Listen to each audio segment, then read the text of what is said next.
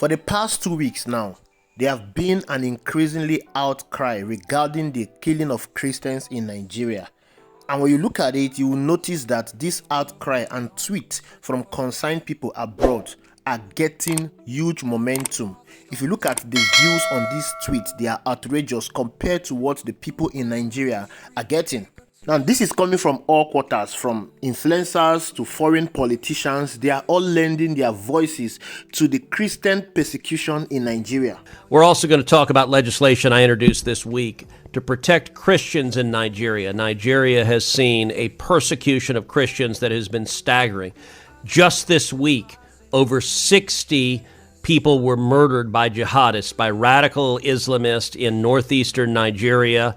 They executed soldiers. They went house to house. This pattern of targeting Christians, targeting Catholic priests, targeting individual men, women, and children is horrific. And my legislation would put real consequences on the government of Nigeria and those who are facilitating this persecution, put real consequences on them to change that. The Honourable Member for Regina Capel. Mr. Speaker, I rise today to bring attention to the tragedy Christians in Nigeria are experiencing. The deadly terrorist organization Boko Haram is trying to eliminate the Christian faith from Nigeria. This is the same terrorist group that kidnapped dozens of young schoolgirls and burned innocent civilians alive in cages. According to reports, over 3.5 million people have been forced to flee their homes. 3 churches are destroyed every single day. 7,000 Christians were massacred this year alone, and the faithful must now meet in secret or in burnt-out sanctuaries. Sadly, the world is turning a blind eye to the plight of Christians in Nigeria. There are no embedded journalists covering the violence. There are not daily updates. Politicians around the world are not asked questions about how they will respond. We cannot ignore this violence and tragic loss of life. We must speak out and shine a light on what's happening so that people can donate to relief efforts and provide support to those displaced by violence. To my brothers and sisters in Christ, we know you know the power of prayer. We will not forget you. Stay strong. Keep the faith. If you don't know what's going on in Nigeria, your media sources suck. You are in a bubble. And again, I'm not a Christian, but they are systematically killing the Christians in Nigeria. They've killed over 100,000 since 2009. They've burned 18,000 churches. This is so much more. These are their Islamists, Boko Haram. This is so much more of a genocide attempt than what is going on in Gaza. They are literally attempting to wipe out the Christian population of an entire country. Where are the kids protesting this? Thank you. Thank you. Because no one will talk about it, so thank you. Absolutely. It's Africa. That's why no one's talking about it, and they should be. You can't read about it in mainstream media. It's sad, so thank you for bringing it up. Well, because the Jews aren't involved. That's why. It's the Christians and the Muslims. Who cares? It's just... Over the couple of years back, ranging back from 2009, Nigeria have seen a lot of crises, especially by the attacks by the Fulani herdsmen, especially in the town of Bokos, where we have gone for a lot of emergency response to the recent crisis that is going on. And what is happening, Paul? As I understand it, Islamic fundamentalist tribes and groups like Boko Haram are attacking Christians. And I've seen videos, Paul. I'm not capable at this time of sharing those videos, but I've seen these videos. It appears to me they come riding into town, bullets flying, gunfire exploding all over the place, and people running for their lives. These are all calculated attacks by the Fulani herdsmen. They go into villages, killing and shooting at people. They destroy houses, they destroy a lot of churches, and then they render most of this community useless. And Paul, you mentioned it's been going on since 2009. We can share the numbers. We have shared the numbers. I think it's upwards of 100,000 people that have died. But from your perspective on the ground, like how devastating has this been to the Christian community in Nigeria? It is very, very, very devastating, very unfortunate. From the start of this year to this moment, I think we have lost over 3,000 persons into these attacks. Wow. And what is, really quickly, Paul, what's the ultimate goal, do you think? What do they say? Is it to drive Christians out of not just Nigeria, but the middle belt there of Africa, just to eradicate or drive out Christians? I think this is one way they think they want to eliminate Christians from Nigeria. They want to take over the communities. They want to take over the villages, because what we see is that after all these killings, after all these attacks, and the villagers leave the villages, they go back. These attackers take over those communities. They take over those localities that they have been attacked, because people are scared of going back to such places. So I think the target is to take over the people's lands by destroying the people, by killing the people, by destroying their farmlands, and then taking over their communities. There was no Truth Nigeria. There was no media organizations. And you know what was happening to those people? To Lawrence and Masara Kim and all of them? The journalists sitting in the big capital cities, the big cities and in the capital, who were taking the line from the government and didn't have the courage or the integrity or the professionalism or the character or the motivation to go to those frontline villages. They just bought the line from the government that it wasn't really happening, and they bought the line from the U.S. State Department that this is nomadic tribesmen being forced to move from climate change. The Fulani are not really terrorists. Oh, the fact that they're Muslims got nothing to do with it. Because they're nomadic tribesmen, they're looking for other land. They're looking to go somewhere, and that's forcing them to clash with the Christian villages. Nonsense. That's absolute nonsense. That is just an example to you of how climate has been used as a scam. I mean, it's not just fake, it's much worse than that. All of these systems that are being implemented that are so profoundly dishonest, they're systems of control. How do we control the people, control the information and the narrative, and then have that as cover to do whatever it is that we want to do, which, by the way, is to go into Christian villages and not only annihilate people. I mean, in one of the recent attacks that Truth Nigeria has reported on, putting women and children inside cages in the market and burning them alive. I mean, I was sitting down to dinner in my hometown in Texas one Friday night years ago. My husband was with me. It was when we were trying to get the sound of freedom was being blocked because people didn't want child trafficking to be a conversation everyone was having. And we were doing our best to help get that movie put out. And I got a video. I showed it to my husband as we sat down. He couldn't eat. And it was a young 18-year-old girl from Nigeria who was pulled from one of the villages. And as they were slicing off her head, they were digging her baby out of her tummy. And she was well advanced in pregnancy. That's the reality of what, when you put those numbers up and you go before your colleagues in Congress and you put those numbers forward, that's what it means in human terms. I mean, Lawrence once was calling Doug and myself.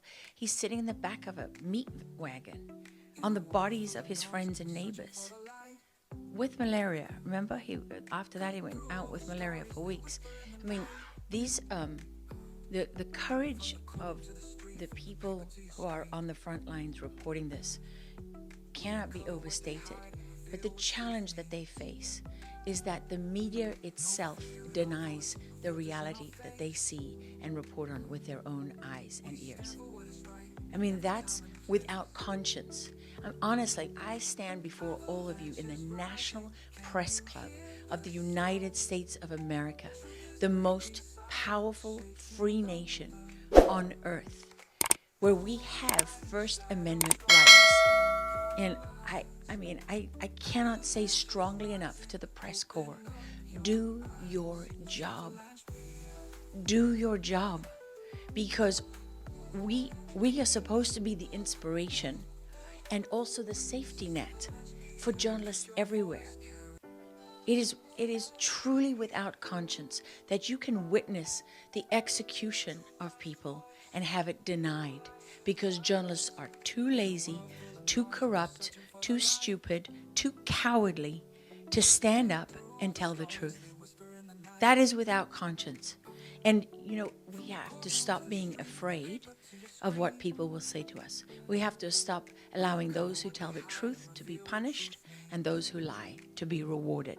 In as much as we are all concerned about the insecurity happening in Nigeria, especially in the north, and we all want it to stop, in as much as we know that the government is paying lip service to the insecurity in Nigeria, that the government is doing absolutely nothing, that they are aiding the insecurity in Nigeria because of their own selfish means, because they are profiting for it. But we also need to be very, very careful when things like this are being discussed in the international scene, because I can tell you for free, these people don't care about you, they don't care about your country. If they have to do anything for your country, it is going to benefit them the more. They have bigger problems to deal with. They are more focused in trying to address the challenges in their country than coming to address your own challenge. So when you see things like this brewing up in the international community, you need to sit down and ask yourself a very important question. What do they stand to benefit from this? The killing of Christians in Nigeria or the insecurity in Nigeria did not start today. I remember vividly under Goodluck Ebele Jonathan administration, the Boko Haram insurgency was so raved. But how did Boko Haram start in Nigeria? How did we get to this point where we are talking of Boko Haram after decades? But you need to understand that Boko Haram are not just local criminals. These are well-funded criminals. They are terrorist organizations.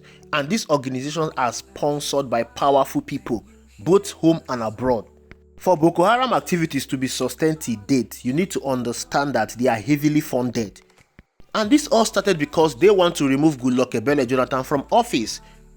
Yes, the insecurity in Nigeria was created, it's man-made to remove Goodluck Ebele Jonathan from office. There are people saying that this is happening because Goodluck Ebele Jonathan refused to sign the Gay Act into law. But again, it was all because of economic sabotage. As of 2012, Nigeria was rated the third fastest growing economy in the world. Do you know what it means for your country to be rated the third fastest growing economy in the world? Let me give you an example. Take a look at China, India, and Qatar. These three nations were rated alongside Nigeria as the third fastest growing economy in the world. Look at where India, China, and Qatar are today, and look at where Nigeria is today. The only reason why Nigeria did not attain her potential was because of what happened in 2015. And the 2015 presidential election was heavily influenced by the US. Of course, Barack Obama supported late President Muhammadu Buhari. The insecurity in Nigeria was being used against Goodluck Ebele Jonathan. You remember the Chibok girl story? The wife of Barack Obama held a placard calling for the release of the Chibok girls. The US refused to sell ammunition to Nigeria when Boko Haram started, and this helped Boko Haram to grow massively. Nigeria resorted to buying ammunition from black market, and they had to go through South Africa. You remember that they needed a private jet of a pastor, who is Pastor Ayo Orishijafo, to transport that arm, and that private jet was impounded in South Africa. Who do you think leaked that information to the South African government? Goodluck Ebele Jonathan was removed from office, and to date the insecurity in Nigeria has gotten worse. People are being killed on a daily basis. The Nigerian economy has tanked. It has now gone downhill. An economy that was rated the third fastest growing economy in the world is nowhere to be found anymore. Their aim has been achieved. The bigger question they are not asking is, who were those that funded the activities of Boko Haram in Nigeria? That should be the bigger question they should be asking. Who gets some of that money? Does that name ring a bell to anybody in the room? Because your money, $697 million annually, plus the shipments of cash funds madrasas, ISIS, Al-Qaeda, Boko Haram, ISIS Khorasan, terrorist training camps. That's what it's funding. If you think that the program under Operation Enduring Sentinel entitled Women's Scholarship Endowment, which receives $60 million annually, or the Young Women Lead, which gets about $5 million annually, is going to women who, by the way, if you read the Inspector General's report, is telling you that the Taliban does not allow women to speak in public. Yet somehow you're believing, and American people are supposed to believe, that this money is going for the betterment of the women in Afghanistan. It is not. You are funding terrorism, and it's coming through USAID. And it's not just Afghanistan, because Pakistan's right next door. USAID spent $840 million in the last 20 years on Pakistan's education-related program. It includes $136 million to build 120 schools, of which there is zero evidence that any of them were built. Why would there be any evidence? The inspector general can't get in to see him. But you know what? We doubled down and spent $20 million from USAID to create educational television programs for children unable to attend the physical school. Yeah, they can't attend it because it doesn't exist. You paid for it. Somebody else got the money. You are paying for terrorism. That's a US House of Rep member implicating USAID for sponsoring terrorism, including Boko Haram. So this whole outcry right now is so fishy because you all know the people that are responsible for the insecurity in Nigeria. Why the sudden concern? Is this a way of trying to cause a regime change in Nigeria? Are they not happy with Bola Ahmed Tinubu? We all know that we want Bola Ahmed Tinubu to live in 2027. We want to vote him out. But that should be done democratically. Nigerians should be able to go to the poll and vote out whoever they don't like. We don't want what happened in 2015 to happen again. Even though some persons do not want President Goodluck Ebele Jonathan, but millions of Nigerians never wanted late President Muhammadu Buhari. But it was imposed on us, and this has destroyed this country. This has led us to where we are today. So we don't want that kind of regime change in Nigeria in 2027. Thank you for watching. I will see you in the next video.